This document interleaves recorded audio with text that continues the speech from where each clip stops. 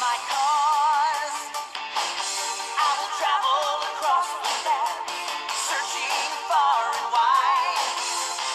Each Pokemon to understand the power that's inside.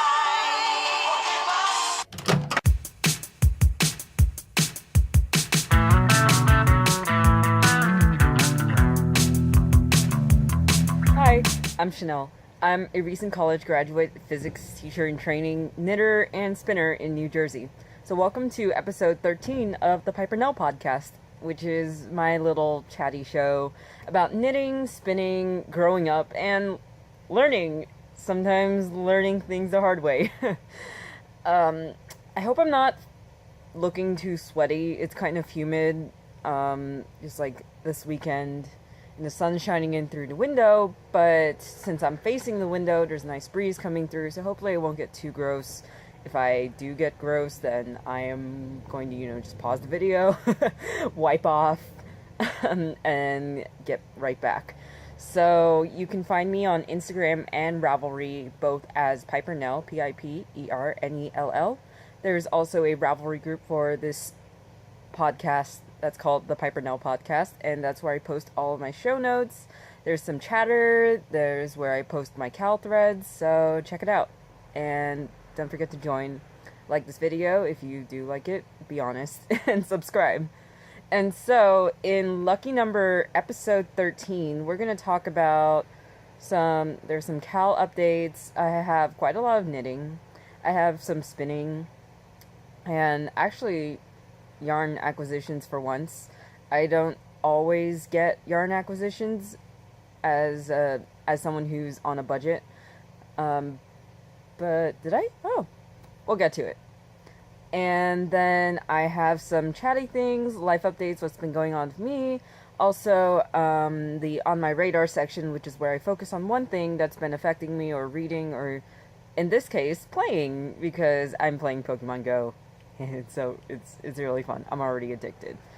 Anyway, on to Cal news. Right now, I'm running the Kip Along, which is a photo challenge using the hashtag KIPwithme, KIPwithme, and I'm going to do my thing where I will put the hashtag up here and make a weird noise.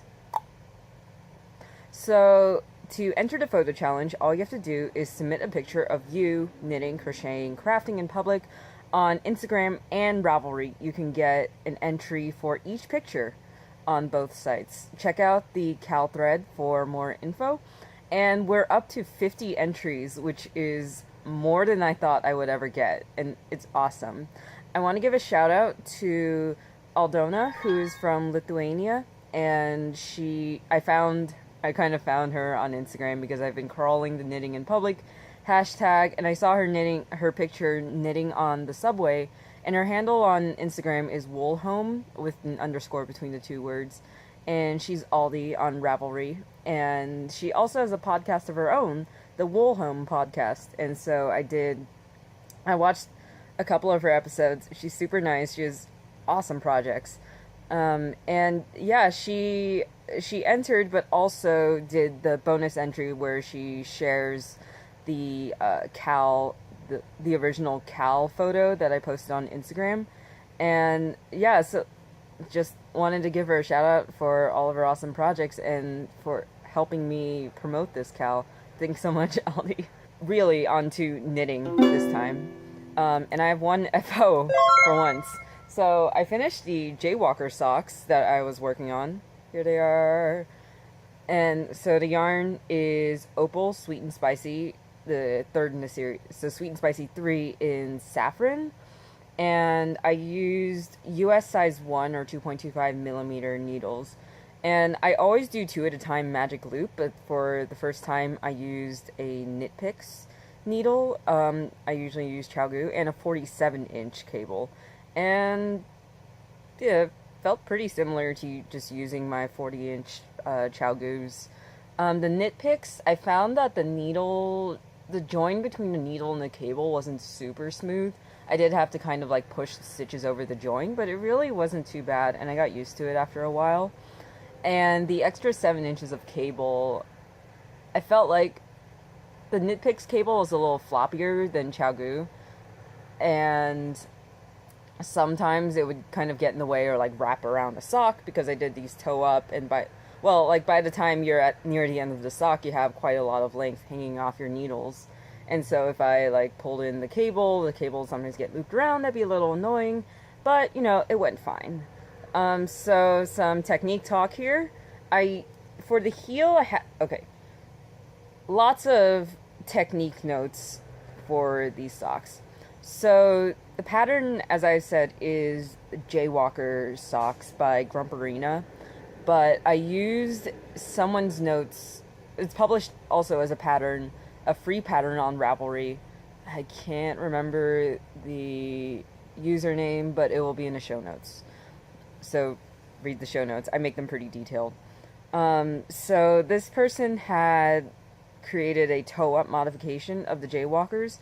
So I did that using rounded toe increases, as here. Did the Judy's Magic Cast On. You see how it's not like a wedge toe. This is a stockinette foot, sole, that's the word. And so the pattern, because you take a cuff down pattern and turn it toe up, it's flipped.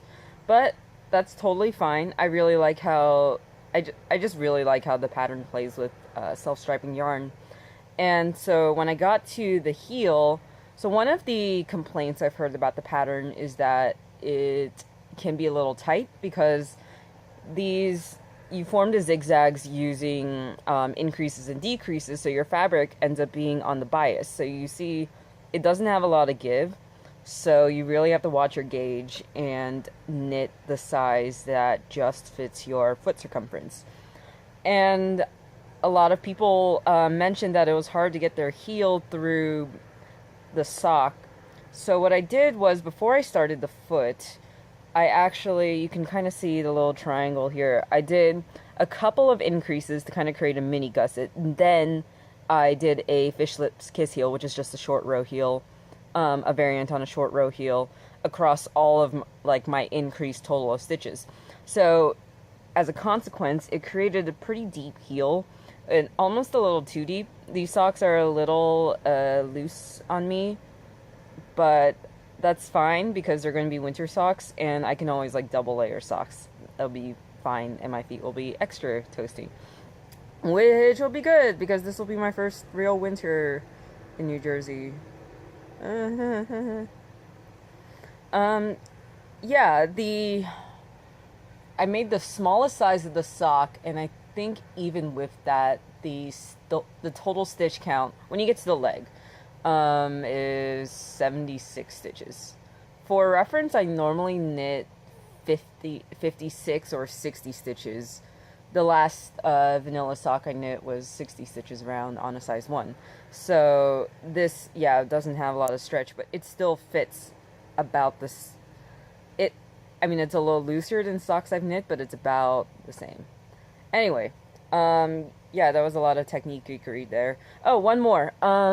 So because it's toe up, you end on the ribbing. And I've just really solidly been digging the interlock bind off for ribbing, especially 1x1 ribbing. The last time I did it, I didn't really have a good live example to show, and this is it. Hopefully you'll focus. Come on. There we go. So you see, it doesn't flare at all. It stretches with the cuff. It's in yellow because I bound off right at the color change, which is totally fine. I think it looks kind of cool. And the other one, there was no color change when I was binding off, and you see the bind off is just totally invisible. It's great. It stretches all the way out and then shrinks all the way back up. So that kind of brings me to how I did color management on this pair of socks. So Opal, as you know, makes a lot of self-striping yarn. I didn't really want to wind into two separate balls, so what I did was I just decided to make fraternal socks, but I was knitting from one end from the outside of the ball and one end from the center of the ball, And so the stripes go in the opposite direction. You can see, have the red, orange, yellow gradient going this way, and the red, orange, yellow gradient going the opposite way on this one. And I started both socks right at a color change, so every time it stripes, it's not the same stripe, but the same like different stripes always occur at the same place on the sock, and I think that gets a nice effect that I'm happy with. So yeah, those are my socks. I'm so excited to wear them. Not gonna get to wear them anytime soon. I'm already sweating. It's humid. And, oh yeah, this is my leftovers. I have pretty small feet, so I have quite a lot of leftovers. I can probably get, like, 3 mini skeins out of this one. Alright, that's all I have finished. And then on to whips. So, this one, here we go. Last time I went over how I have modified this shawl to be some not shawl monstrosity with sleeves. And I've bound off the shawl part, so now I'm just knitting sleeves 2 at a time, as you can see here. Let me try to spread out the shawl part. Okay, this is the wrong side. Okay, yeah, that's good. So, I bound off this shawl part, and this pattern is the Summer Leaf by Nina Teasdale. And it's a really adaptable crescent shawl pattern. She writes in a stockinette section, which you can choose to be any size you want, as long as you get the right stitch count. And then you can start this like big leaf, she calls it a broadleaf lace section. And then whenever you want, you can repeat the broadleafs over and over. The sample in the pattern shows 4 repeats. I did 2. And then you transition to a smaller leaf lace section. Let me...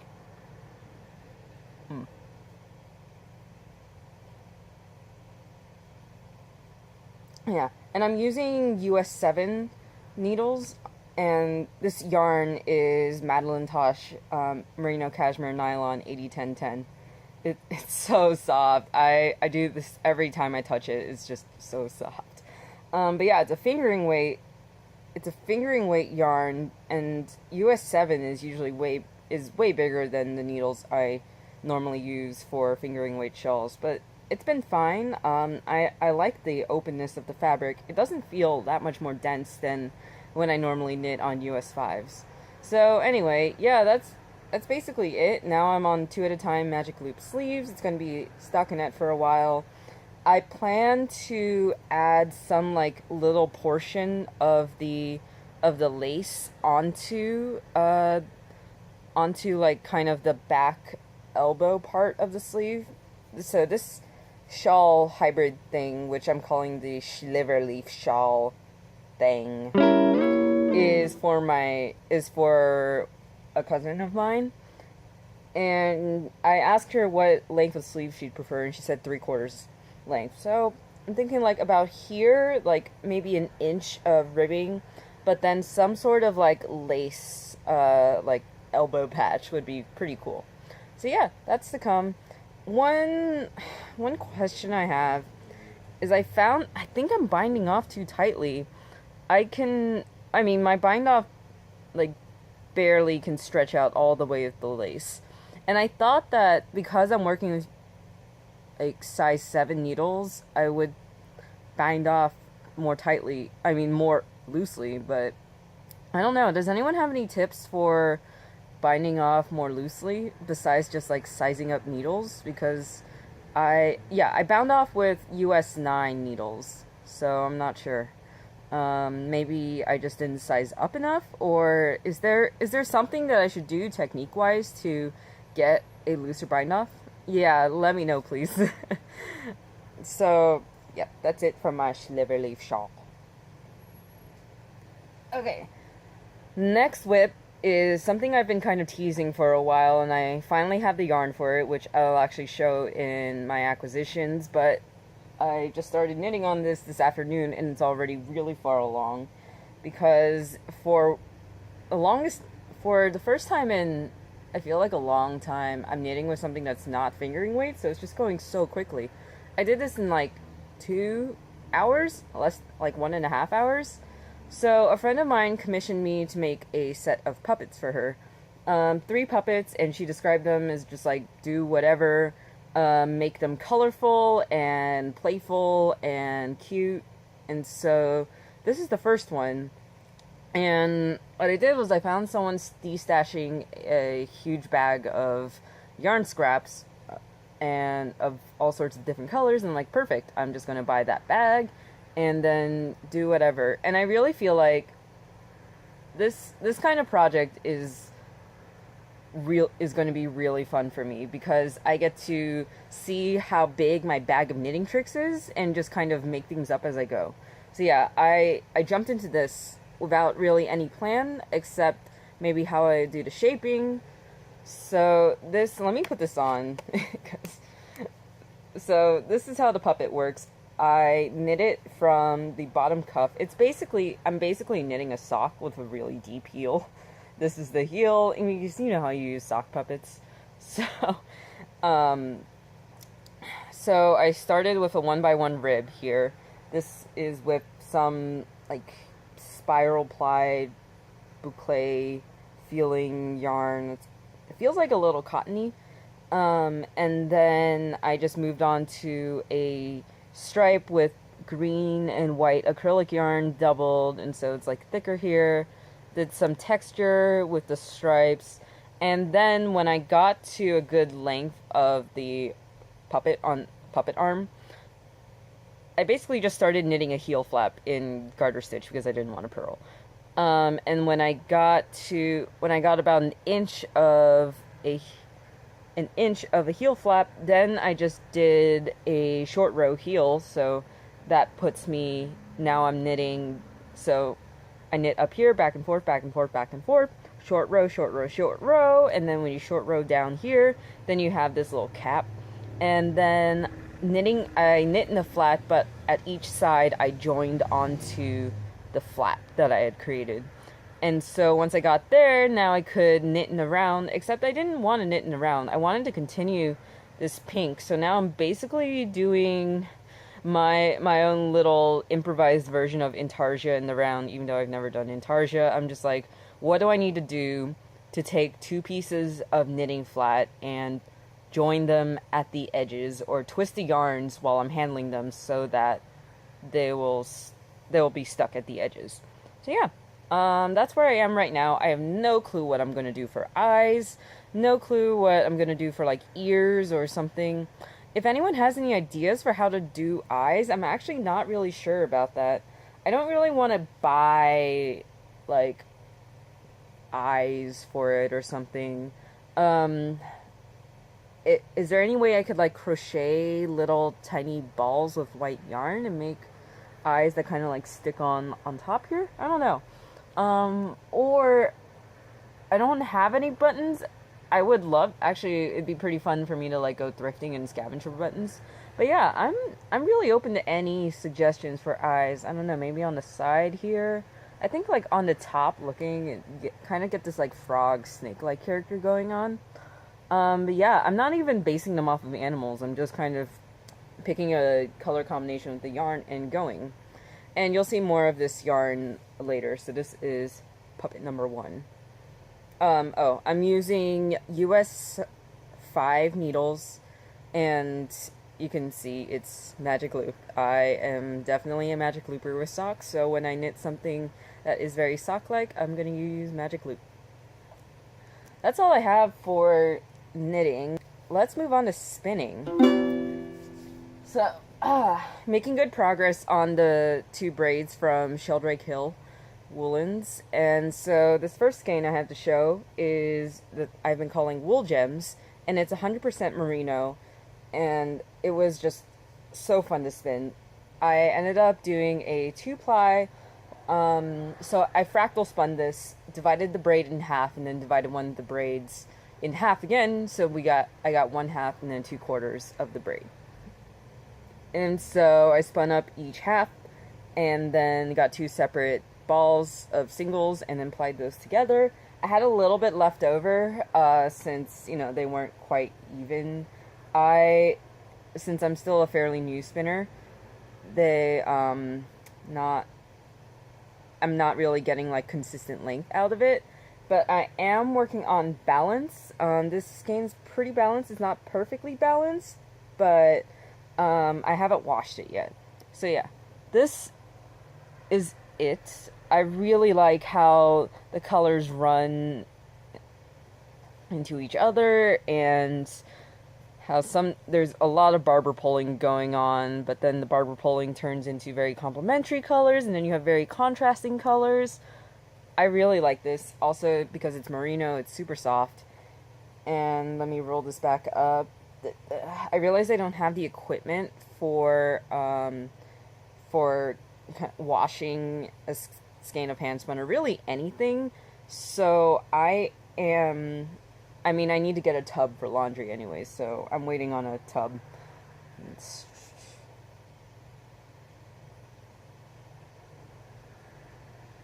yeah, this will be in the prize pool for the Kip-along. So enter to Kip-along. You're going to get a chance to win some hand spun for me.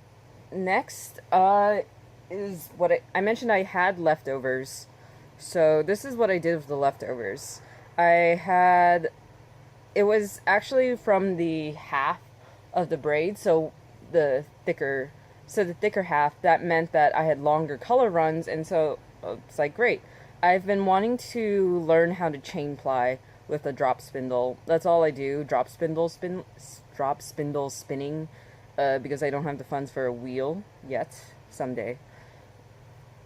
And so this was the result of my attempt at chain plying. It's really uneven. I did reference a couple of videos. I'm going to link them in the show notes. I'm sure I mostly ended up relying on my intuition and faffing around. It's not perfect. I mean, I did have some underspun pieces to begin with. I'm sure that didn't help. Like here, I have a nice tight ply. And it's pretty balanced, but overall this little sample is very unbalanced, as you can see. I definitely did end up overplying it because I had so many underspun sections that were not behaving. But I really like the feel of a 3-ply. It just feels so much more solid than a 2-ply, and it has a lot more bounce. I really like it, and I'm actually that's my goal for the summer, and I'm going to talk later about a cowl that I'm participating in that is encouraging that. I'm just going to put that over there. Alright, last spinning thing. Yep, here goes my face. Last spinning thing is in a box. A box I got from Amazon. But this is my progress on spinning the braid of Wensleydale. And it's dyed in these various greens and yellows. And I was a little worried. So Wensleydale is a very long, long wool. So it has a very long staple. Let me take out one of the... So I took the braid and broke off little bunches and folded those bunches in half because I was researching how to spin long wools, and I think the conclusion I got, especially if you're using commercial top like I am, which commercial preparation for some reason turns out rougher than like if you hand card it. I don't really know why. Not into fiber prep yet. Like I said, don't have the budget for a lot of equipment.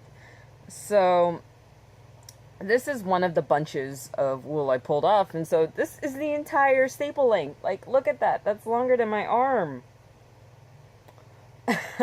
So I fold them in half, and then I spin from the fold. So instead of normally mostly when I spin, I draft from the end, like here, but when you spin from the fold, you instead draft from the middle of the, I guess, bunch of wool. I don't really know what that's called.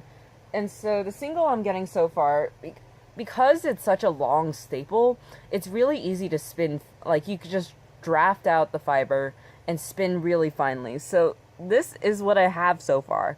This is definitely lace weight, sometimes cob weight. This is definitely lace weight, sometimes cob weight.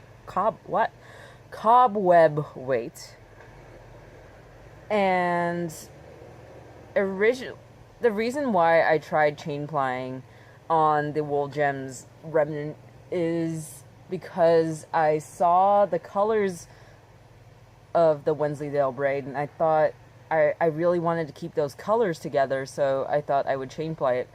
I'm still researching how chain plying a long wool will turn out, if it's a good idea, or the way I'm spinning the single right now is good for that. If it doesn't work out, I'll leave it as a single, and either way, it'll be something I haven't spun. It'll be a yarn construction that I haven't spun before. So that brings me to something that is definitely enabling me to do this. Marce, who runs the BrownBerry Chronicles podcast, she just had a new episode out, and I just watched it. Still need to message her about it. And she has a bunch of amazing shawls because she signed up for Helen Stewart's Shawl Society. And so she's running a summer cal. That's okay, it's not a cal, it's a make-along mal. And it's the summer school make-along. And the idea is you just take I'm gonna put this down so I don't draft and spin while I'm talking. The idea for the make-along is you try a new technique, something new with your craft.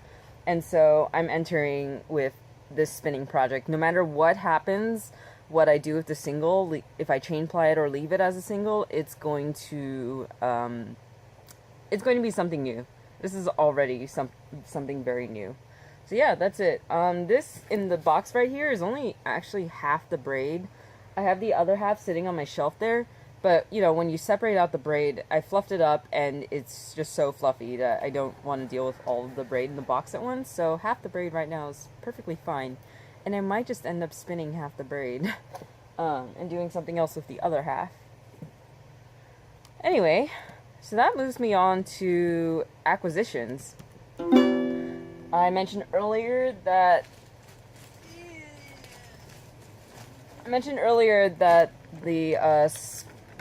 I'm making the puppets from bags of scrap yarn that I bought from someone's D-stash, and really I didn't buy it from her. She asked me to pay the cost of shipping, and I'm like, yeah, let's go. And it actually shipped to my old school address since I just graduated college and haven't changed my mailing addresses everywhere, especially my PayPal, so that was the address it was sent to first. So I called up my mailroom supervisor, and we're on first name basis, but it was still like, hey, Mike, could you please forward this? And he's like, yeah, no, I already miss you. Okay, anyway, so this is the yarn that she sent me.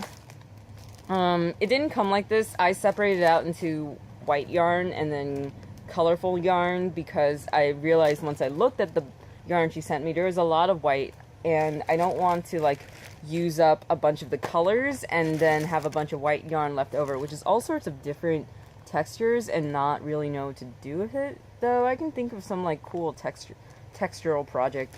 So there are all sorts of yarns in here. This one is a combination spiral ply one. This one that's a marled multicolor one I really like. And I'm looking at them in the bag and thinking about how I want to pair it. This multicolored one, I want to pair it with some of the reds. Maybe it's just kind of the constituent colors, but maybe also just there's a little black scrap in here and gray. Yeah. So that's one acquisition. Next, I already mentioned Marce in her mal, and she is going to get a lot of love in this episode. So I just got this package from her literally about 2 hours ago, because the mail just got delivered to my place. And I was like, oh, perfect. I'm about to record. Again, 2 bags. What is this, Marce? Come on. So Marce and I have been bonding, and we Skyped recently, and we were talking about our collaboration, which I'll talk about later. But she also mentioned that she has some lace weight yarn that she hasn't been using, and she wants to find it a good home. So she told me that she would send this, which is gradient yarn from Freya, who I'm sure a lot of you know makes beautiful hand-painted gradient yarns. And this is a lace weight with 645 yards, so I could already get an entire shawl out of this. But then, no, Marce didn't stop there. She also sent me Misty Alpaca lace, which is 100% baby alpaca. So soft. In this purple that coordinates pretty well with this red. I really like this. This, like, yellow grading to red and plum, and it does look like a plum. I've been eating a lot of plums because it's plum season, so this looks like a black plum in yarn form. But this is a light lavender purple, and man, I don't know what to do with all of this. And she also sent Knit Picks gloss lace in this nice berry red, and 2 skeins of it. Thank you for winding yarn, by the way, Marce. I don't have a ball winder, so, oh man. My mind is already spinning what to do with these.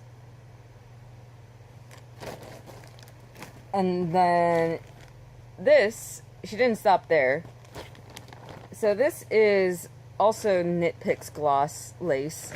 I'm going to, she mentioned that she doesn't knit with a lot of lace weight, and I can kind of empathize with that. You know, it's really fine yarn, and it feels like, especially because most people knit shawls with lace weight, and so when you get to the outside, if you do a top-down shawl, say, or even asymmetrical shawls, most shawl constructions, you end up with hundreds of stitches at the end, and with lace weight, that just feels like it takes forever. And because the yarn's so fine, every stitch is so small, and you're like, where am I going with this? I haven't moved at all. So yeah, I am going to actually use this to practice chain plying, and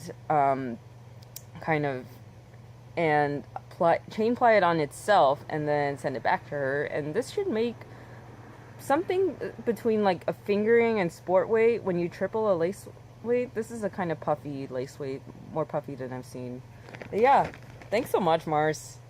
Oh man. Last acquisition I have to talk about is in this little box, which I really should have talked about last time. So this is, just looking at the, no, wait, I don't see her address on here. Okay, well, I know who it's from, and just knowing where it came from makes me smile. So this is from Kina, who has the She's Crafty podcast, and she lives in Las Vegas, and as some of you might know, I am originally from Las Vegas. It's my hometown, and then I went to college in the Los Angeles area. But what's funny is Kina's from Jersey, so it's like we've switched places and went to each other's like home, at least home states, home areas. And so this was a thank you gift from her for participating in her first cowl, which was a sock along. And so everyone knit a pair of socks, and then everyone who finished a pair of socks got a little box of goodies from her. And she's just like so generous, and she's just so fun to listen to. You should check out her podcast. So I got this little stitch marker over here. I haven't shown a stitch marker on this before. Stop wiggling. It says I heart knitting. It's great. It's really cute. And then I got a box of 3 little minis. I have no clue what these are, but that's fine. I really like how she rolled them up into balls, and that's actually how I've been rolling up my minis now. And I also got this little button. I love buttons. Yeah, I'm thinking of what to do with, I want to start a scrap blanket, because Shannon at the Socksetera podcast co-host, along with Mina of the Knitting Expat podcast, is hosting a summer blanket knit along, the Blanket Blitz. Well, Summer Blanket Blitz. And I want to join in. I have a building pile of fingering weight minis. I'm just not sure what to do with it. So if anyone has suggestions, send them my way. Okay, so that's all of the yarny, fibery stuff I have for this episode. If that's all you're here for, thanks for checking me out. And I hope you like what you saw and heard. No hard feelings, just I know everyone has a finite amount of time in their day, so thank you so much for spending time with me. And I am going to take a break, wipe off some of this glisten, drink some water, and then be back with some life updates.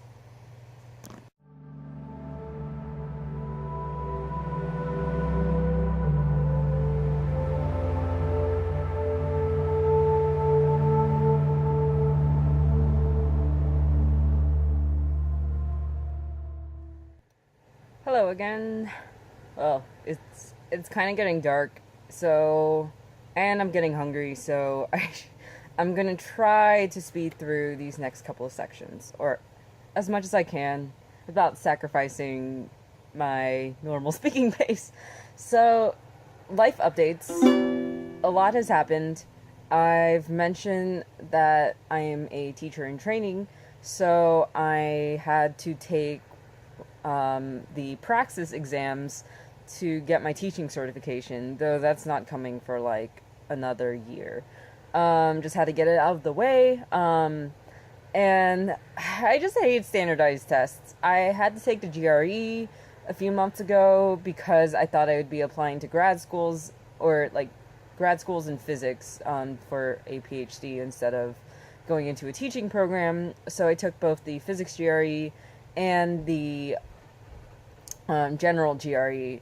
Luckily, the general GRE helped me get some like prereqs out of the way for this program. But still, I just hate standardized testing. I had to one of my classmates was very kindly picked me up at my place and then drove me over to the test center because it's 10 minutes either way. He lives very close. And the thing was, I registered for both exams on the same day. I had to take a physical science content exam and a general science content exam. And I signed up for the physics one to start at 8:30 a.m. last Sunday, and my general content one was at 2:30.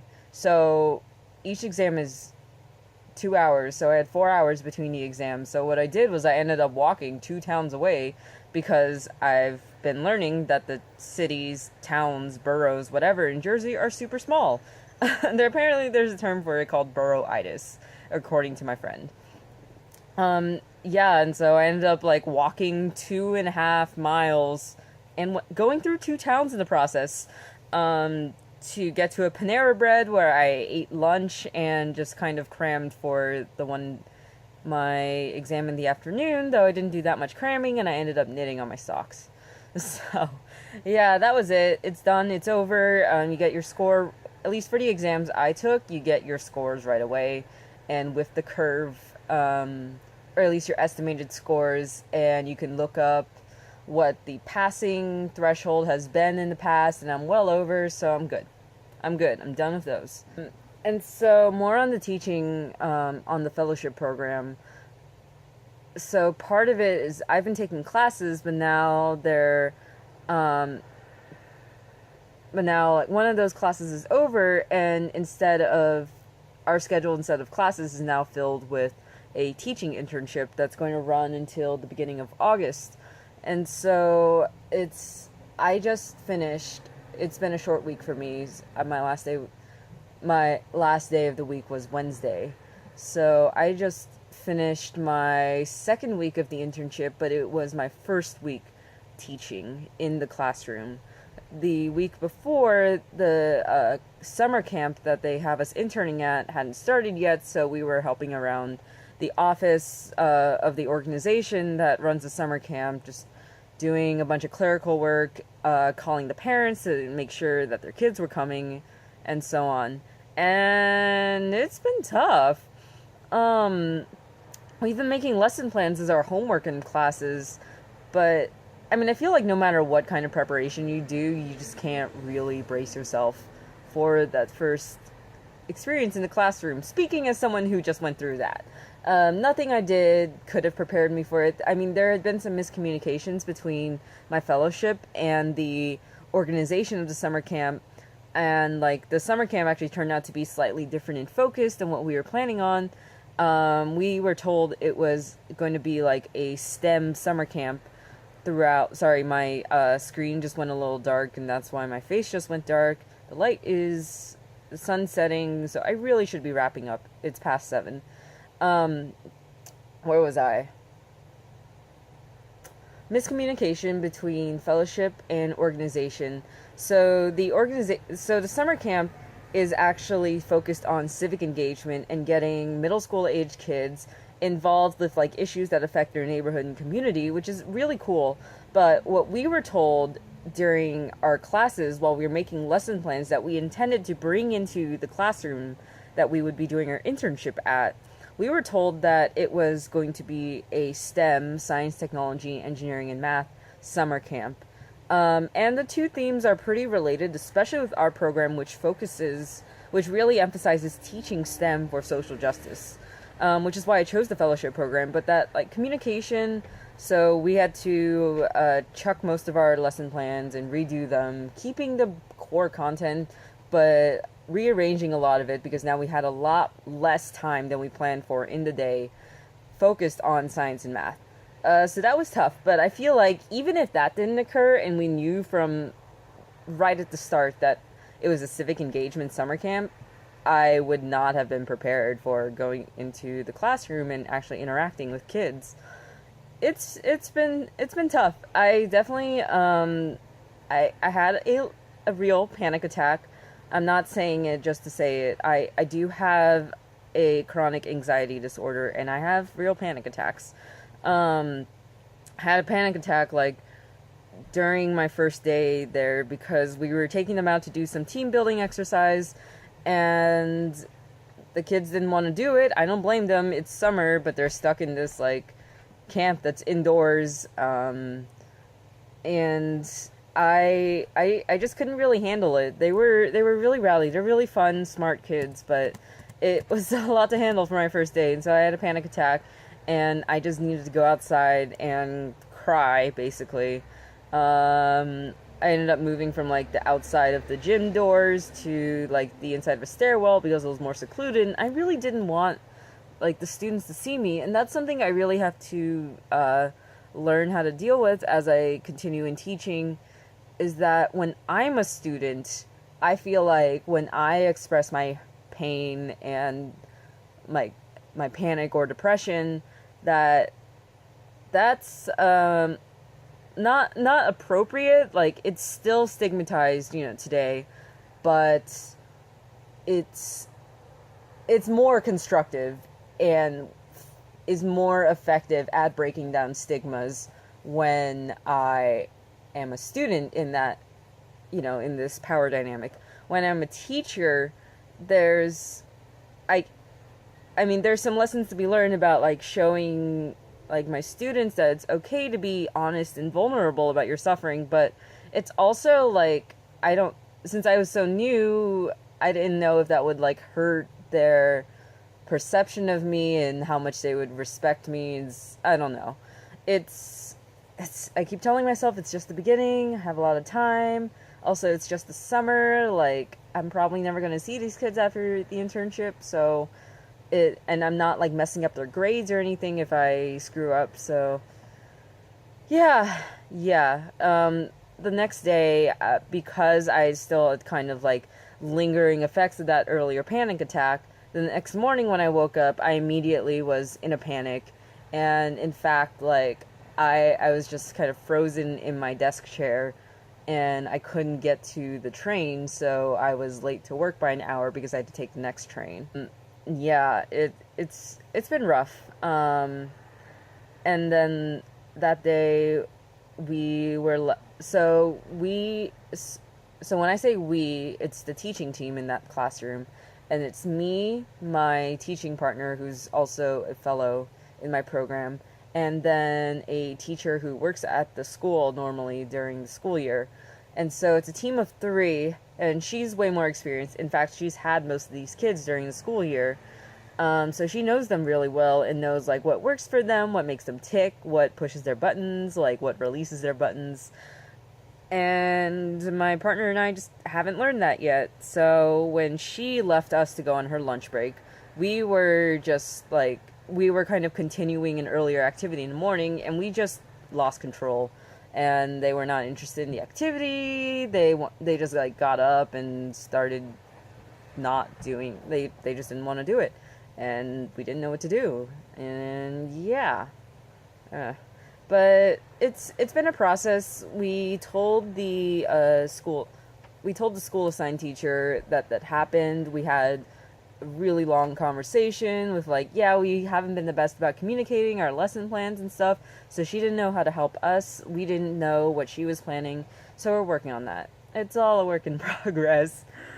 Yeah. The reason I had a short week this week was that I'm actually supposed to be in Detroit right now. Or, well, I would be back from Detroit by now, but yesterday I would have been in Detroit, and then today, right now, I'd be flying back from Detroit. So what happened is that our fellowship, the Woodrow Wilson Teaching Fellowship, has fellows in 5 states, and every year they have a convening of all the fellows across the country. And so this year they flew us all out to Detroit, us minus me. So they were doing this through a travel agency, and so there's a bunch of middlemaning going on. I don't want to talk too harshly about what happened. It's bureaucracy. Things fall through the cracks of bureaucracy. I'm a little ant desperately trying to crawl out of those cracks, and I failed. So I submitted my travel request late because I got overwhelmed and forgot about kind of, in my mind, it was a small task. So it just fell off my radar. And so that meant that I got my flight itinerary from the travel agency late. There was some issue because airline prices had gone up. Now the fellowship couldn't pay for all of it. There was and I got an email saying, oh, do you want to pay the difference, or do you want to ask the travel agency to rebook you for a different airport, which might be cheaper? And some communication never got through, and so the travel agency canceled my reservation, and I didn't find this out until Wednesday night. I'd gotten home from work, and I had been trying to check in all day. They had booked me for American Airlines, and it looked like American Airlines was just having a technical problem because I'd put in my confirmation code, and it said, sorry, we can't display your ticket at this time. There's something wrong with our website. So I was like, oh, okay, I'm going to call a representative once I get home. And so I did, and she searched up my confirmation number, and it turned out that I just couldn't look anything up because it had been canceled. I never had a ticket in the first place. And so after some desperation, this all took place within 40 minutes, and my emotions were like up and down and up and down. And I was like so angry when I first found out. I wanted to throw my phone out of the window. And then I was sad. I was just crying and desperately trying to look for a flight. I was making a bunch of phone calls. I called the director of my campus, the fellowship at my campus, and I called my classmates just to vent and get support and suggestions. And I called the travel agency, left an angry message for them. I called someone who is higher up in the fellowship, who is in charge of some of the organizing of the convening in Detroit. And she gave me some suggestions, and there was a bunch of back and forth, and eventually I just kind of gave up because airline tickets were just way too expensive for trying to get a flight the morning after, just a few hours from when you're looking. So at the end of that, I was laughing just because it felt like my entire week had been a huge pile of shit. Pardon my language. No, actually don't. And now someone had stuck a cherry on top of that pile of shit, and now it was just funny. It was just so shitty, it was funny. So, yeah. Hopefully, because tomorrow's my birthday, that means that it will be a little better. I'm going to go out to dinner with some of my classmates. I hope more people can make it, but we'll see. We're going to get Ethiopian food, and there's a really, as I hear, there's a really good place that's just a 5-minute drive from me, and so I'm going to call an Uber because I'm also planning on drinking. I'm turning 21. Yes, I have not been drinking age until tomorrow. Yeah, a lot of people don't guess that about me, but I guess that's just the way I was kind of forced to grow up quickly. And yeah, and then after dinner, we're going to go out for drinks, and it's hopefully going to be great. I'm not trying not to hype it up too much. This, if anything, like not being in Detroit has still been good recovery for me. So yeah, that's been my life. And real quick, I'm going to go into what's on my radar, which is Pokemon Go. Of course, you've probably heard, if you're in the States, you've definitely heard. Pokemon Go is an augmented reality phone app that just came out, and it's a game where you walk around, and it uses your GPS, and if you're in certain locations, you will see Pokemon pop up in real-life locations, and you click on them, and then if you have the option turned on, then it shows, you use your phone's camera, and then projects the Pokemon right there, and then you throw a Pokeball and catch it. It's so good. Yeah, it's been so much fun. I grew up with Pokemon. I feel like people still grow up with Pokemon. It's one of those intergenerational things that's just going to be here for a while. And now that Pokemon Go has taken Pokemon into the digital age of smartphones and everything, I think that's just going to make it last longer in our culture. And Pokemon Go, within 2 days of its release, had more users than Tinder all time. That already makes it a cultural achievement. Like, you surpass the number of people trying to get laid on a phone app with people trying to catch virtual monsters. Sorry. No! Okay. Laptop went dark again.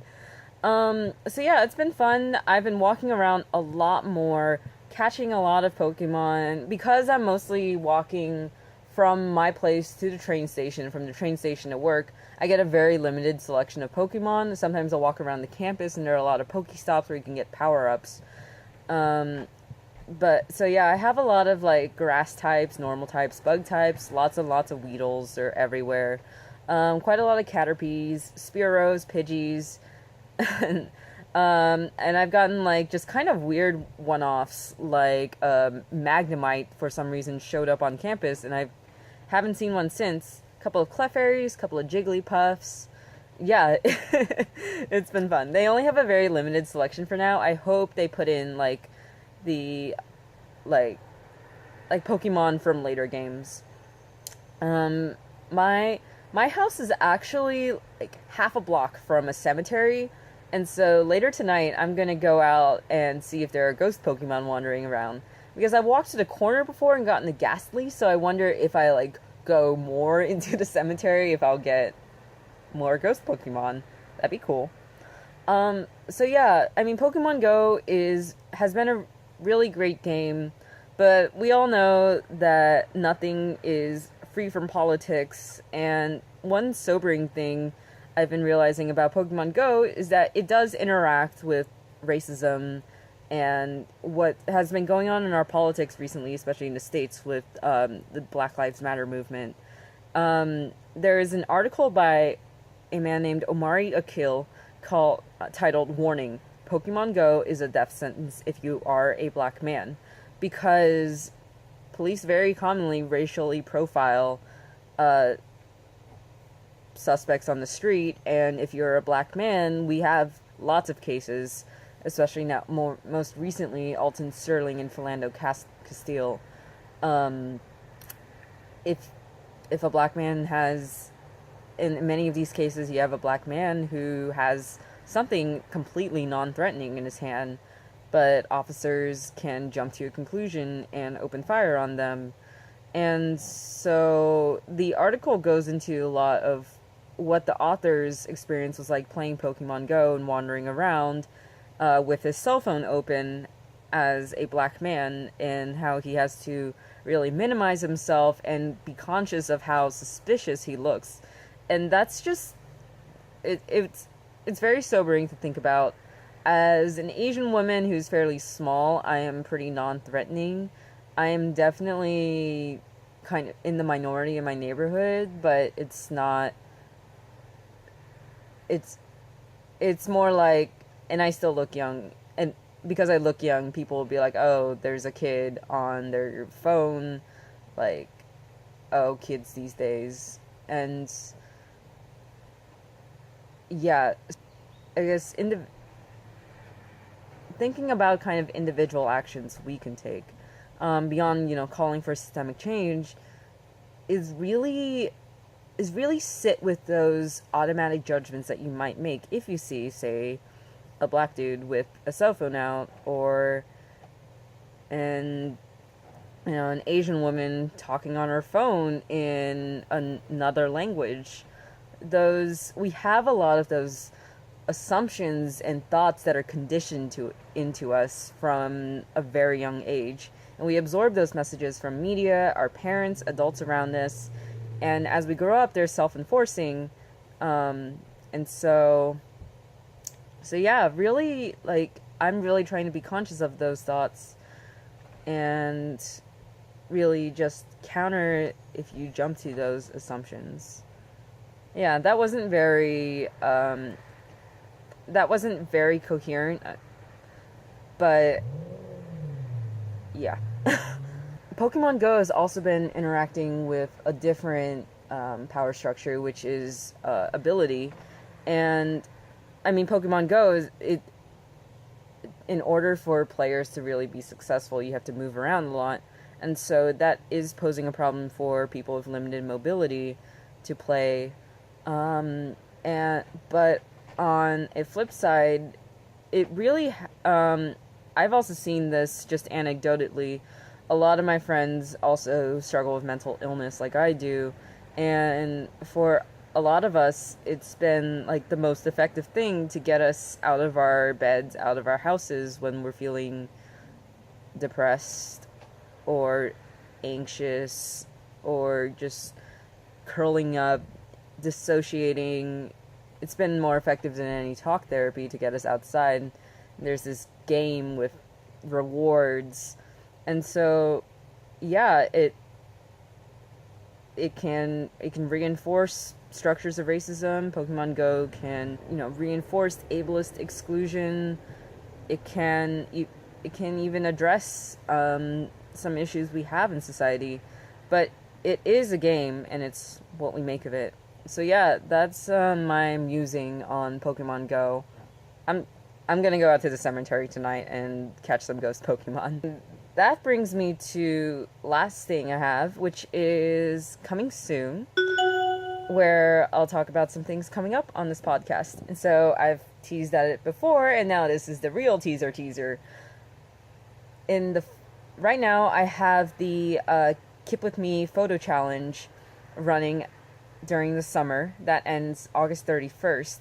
After that ends, during the fall, I'll be running a make-along with Marce of the BrownBerry Chronicles podcast, who I've already mentioned lots, and can't say she's a wonderful, wonderful human being. We've been brainstorming a lot on what we want to do, and the theme we've come up with is transitions, and we're calling this the Transitions Make-Along, which is going to be this all-inclusive crafting celebration of how the seasons change, not just up here in north of the equator, we have autumn, and many things change with autumn. I'm super excited. It's my first time being in a place where the leaves are going to be visibly changing colors everywhere. I want to go up to Vermont. Yeah, look out for a video if that happens. And down south of the equator, in, say, Australia and various parts of the world, you have spring that's coming in September and October and November. So our make-along is going to run from the beginning of September to the beginning of November, and our prompt is transitions, and specifically, one way to express, and so specifically, we're asking for entries that fall under one of two prompts: leaves or gradients. And one of the things that most visibly transition during spring or fall are leaves. In the spring you have leaves growing, in the autumn you have leaves changing all sorts of beautiful colors, and gradients in colors are really an expression of transitions. And so I mentioned earlier that this Freya, I'm really thinking of something to do for the make-along using this Freya yarn, this Freya gradient yarn. So yes, find a pattern that incorporates leaves into it somehow. There are lots of cabled patterns out there, lace patterns, or use gradient yarn, spin gradient yarn, whatever you feel like, something that expresses leaves and gradients. And we have lots of prize sponsors already lined up. It's so exciting. And we have an Instagram hashtag planned. I am already so excited for this, and my cal is a month and a half away from ending, so like I've still got lots of time to to get hyped for this. And as part of my hype process, I have started a favorites collection on Ravelry with some ideas. So take a look at that favorites collection. It's called the Transitions Make Along. I'm going to link it in the show notes, and take a look at it. I've put in lots of patterns with shawls, scarves, gloves. There's stranded patterns. There's brioche. I've put in some suggestions for yarn that you could use if you choose to use gradient yarn. There's all sorts of socks. There's so many things that you could do with this prompt, and I really would love it if you could participate, and I think it will be a lot of fun. So stay tuned for that, and check out the favorites collection. And with that is all I have for this episode. Thanks so much for watching.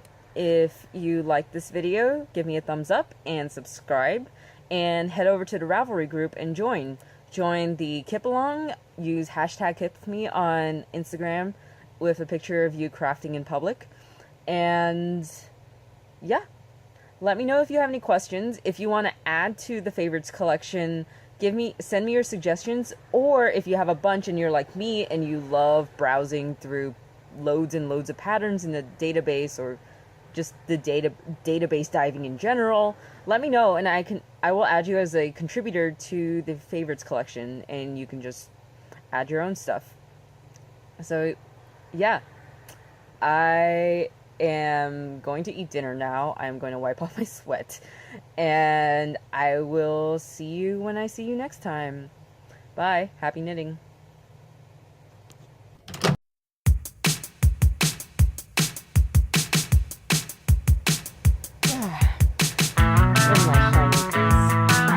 So later there will be